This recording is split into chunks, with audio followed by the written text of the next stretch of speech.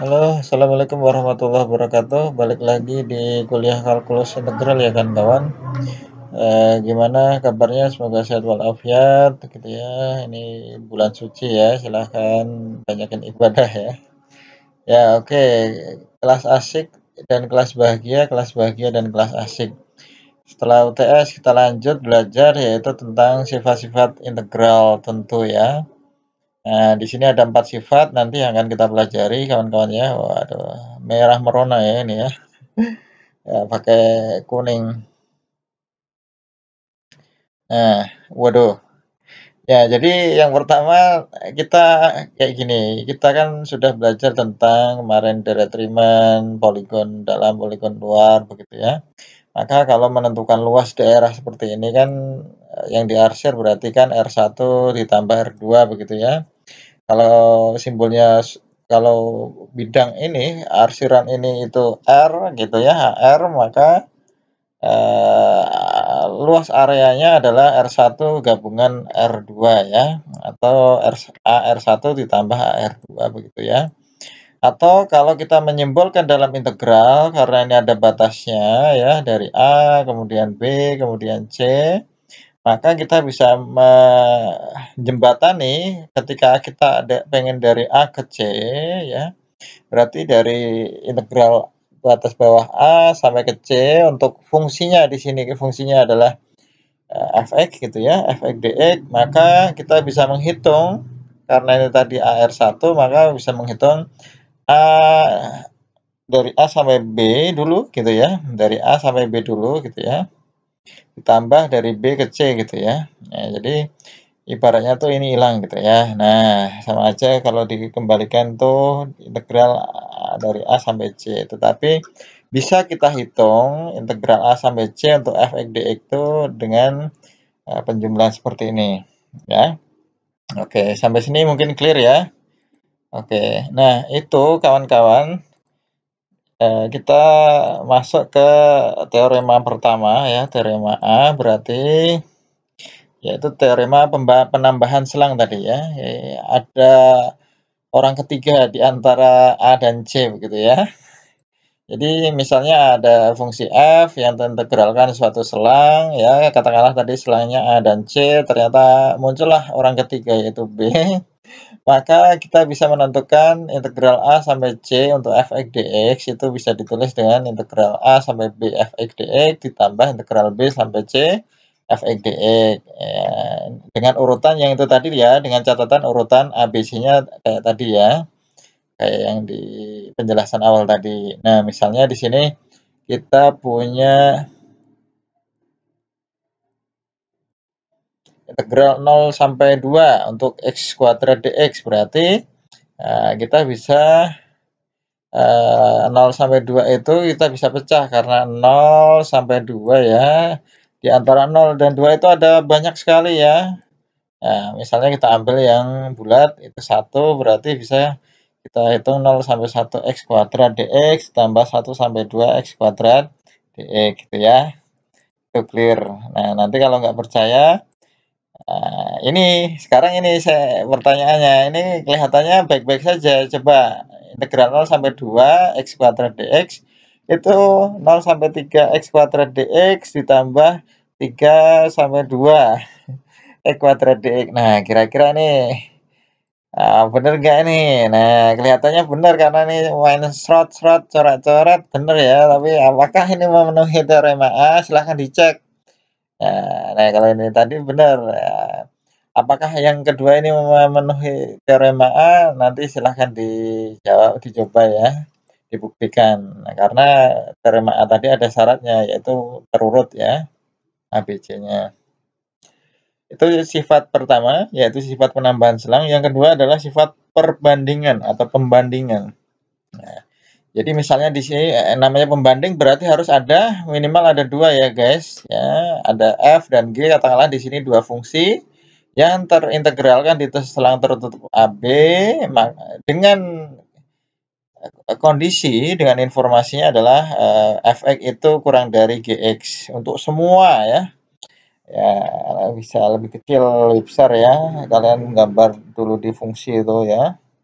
dalam AB, maka akan berlaku integral dari A B fx dx berarti itu bisa kurang dari atau sama dengan ya, kan kemungkinannya jadi seperti itu ya. Nah, misalnya nanti fx-nya diganti aja fx sama dengan 1, misalnya gx-nya sama dengan 2 ya, tambahi 1x atau 2x terserah ya.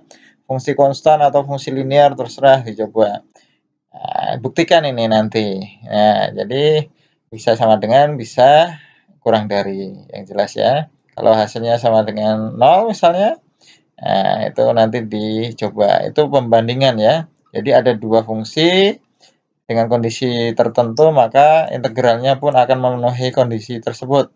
Dengan catatan ada sama dengannya.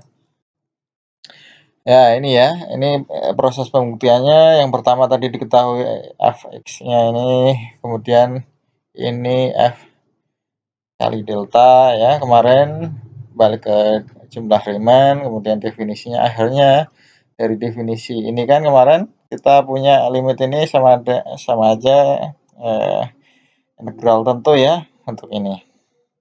Itu yang kedua, yang teorema B. Sekarang masuk ke teorema C, keterbatasan ya. Artinya yang namanya batas mesti ada selang ya, kayak gini. Berarti yang diapit, yang di tengah ini apa ya, fungsinya ya. Ya, fungsinya kalau fungsinya kayak gini gitu ya. Kemudian diapit oleh M kecil ya, sembarang konstanta M dan N besar ya. Di mana M itu kurang dari M besar, M kecil kurang dari M besar ya. M kecil kurang dari ya M besar begitu ya. Ya, mentang-mentang M besar ini M kecil juga dibesarin. Santai loh ya. Nah, maka memenuhi kayak gini. Nah, dengan asumsi kan kalau integral tentu dari A ke B kan FB dikurang FA ya, kawan-kawan. Nah, maka memenuhi sifat keterbatasan ini. Ini cukup tahu saja, bukan untuk apa-apa. Jadi nanti teorema ini bisa digunakan ketika kawan-kawan kesulitan ya. Nah, kemudian kita ke teorema terakhir. Nah, ini yang menarik ya. Ini teorema D, pendiferensialan suatu integral tentu. Nah, untuk yang ini tadi, nah awalnya kan dari sini. Nanti kawan-kawan akan ketemu ini di matematika, ini di statistik matematik ya. Ya di ujung itu nanti ada FKP, ada FDK nanti. Jadi dari batas bawahnya itu bilangan, batas atasnya adalah peubah atau variabel. Nah, maka teorema D itu tentang pendiferensialan. Artinya pendiferensialan kan diturunkan ya. Jadi penurunan yang sudah naik ya, yang sudah tentu naik, tapi diturunkan lagi. Jadi simbolnya kan seperti ini ya, DE kan turun tuh, diturunkan. Kemudian yang diturunkan apa? Bukan presiden ya, tapi integral tentunya. Nah, kalau turunan dari integral tentu ini ya, dengan catatan tadi batas bawahnya itu bilangan, batas atasnya itu peubah, nah, maka hasilnya adalah fx ya, karena ini diturunkan dalam x. Ya, buktinya nanti silahkan kawan-kawan pahami karena sudah ada ya. Mulai dari mendefinisikan turunan dari limit ya. Kemudian nanti membawanya ke teorema A kemarin, kayak jauh banget amat. Teorema A tadi yang penambahan selang ya. Kemudian akan terbukti bahwa ini adalah sama dengan hasil diferensiasi atau penurunan dari integral tentu dengan batasnya seperti ini tadi, syaratnya itu sama dengan fx. Nah, kalau nggak percaya nanti kita contoh ya, kita eksekusi di contoh. Nah, ini nanti kalian ada f besar, f kecil tuh di statistik matematik ya. Ada apa namanya, FDK atau fungsi apa namanya, FKP ya, fungsi kepadatan peluang, atau apa itu, probability density function. Nanti satunya adalah kumulatif distribusi function. Itu nanti dengan, nah kita fokus ke integralnya saja. Jadi contoh soal misalnya cari diferensial untuk terhadap x untuk integral 1 sampai x t kuadrat dt dengan dua cara ya. Catatannya di sini dengan dua cara. Ya, cara pertama berarti kita bisa mengintegralkan langsung, cara kedua kita pakai teorema D tadi. Nah, kalau mengintegralkan langsung berarti kita integralkan dulu, integral 1 sampai X untuk T kuadrat dt itu kan kita, eee, apa itu, sepertiga T pangkat 3 ya, batasnya 1 sampai X gitu ya, disubstitusi, hasilnya adalah X pangkat 3/3 dikurang sepertiga. Nah, hasil turunan ini terhadap X itu apa? Turunannya sepertiga, sepertiga X pangkat 3 dikurang sepertiga ya. Hasilnya adalah berapa ini? X pangkat 2 ya. Nah, berarti tinggal ini berubah dalam X ya, tinggal X pangkat 2. Wah, cara pertama seperti ini ya, cari turunannya, kemudian yang kedua adalah pakai ya, teorema D tadi. Oke ya. Oke, ada 4 teorema yang kita pelajari, ini bisa dicoba, dipahami. Tentukan diferensial X untuk bentuk seperti ini, berarti kita tinggal ngubah saja dengan teorema D, X pangkat 3/2 dibagi itu ya. Oke, ini juga sama ya, hasilnya juga seperti ini. Ini hati-hati lagi, kalau ini harus dimisalkan dulu ya. Coba kawan-kawan, cermati di contoh 3 dan contoh 4 ya. Kita serta contoh 5, serta contoh 5 kita diskusikan sebentar lagi. Oke, itu 4 teorema, ya untuk teorema nilai rata-rata ini, eee, apa namanya, tambahan saja ya, biasanya jarang dipakai gitu ya. Tapi yang pokok adalah A sampai D tadi, jadi penambahan, ada apa tadi, pembanding, ada keterbatasan dan juga pendiferensialan untuk integral tentu ya. Semoga bermanfaat. Assalamualaikum warahmatullahi wabarakatuh.